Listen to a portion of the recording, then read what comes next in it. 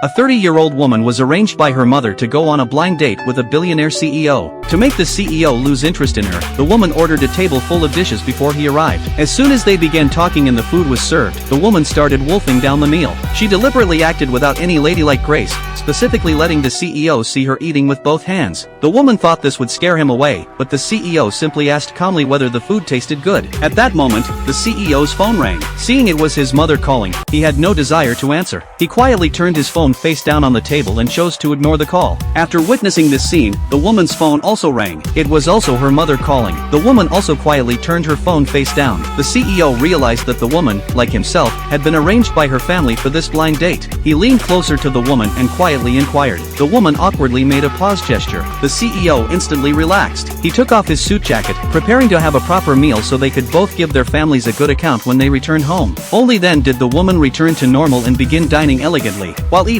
the CEO chatted with the woman. He asked about her work situation and discovered that her job was very similar to his own. The CEO immediately began complaining about how difficult work was. The woman listened quietly, as she could relate to these feelings very well. Seeing the woman fall into silence, the CEO changed the topic and mentioned his recent thoughts about traveling. Only then did the woman respond. The CEO said he wanted to visit Altai. When Altai was mentioned, the woman remembered a friend who had once told her that although this place didn't have Altai's pink sunsets, it had golden seas. The CEO noticed the woman was becoming distracted again and thought she didn't want to chat with him. However, the CEO felt the woman matched his ideal type perfectly, so he suggested meeting again on the weekend. Unexpectedly, the woman directly refused, saying she had a business trip on the weekend. The CEO had no choice but to pay the bill and then drive the woman home. On the way home, the woman asked the CEO if he liked his current life, this kind of life that went back and forth between home and the office every day. The CEO said he couldn't say he liked it, but had simply gotten used to it. After hearing this, the woman fell into deep thought. After returning home, the woman transferred money to the CEO to split the meal cost. The next day, when the woman went on a business trip to Macau,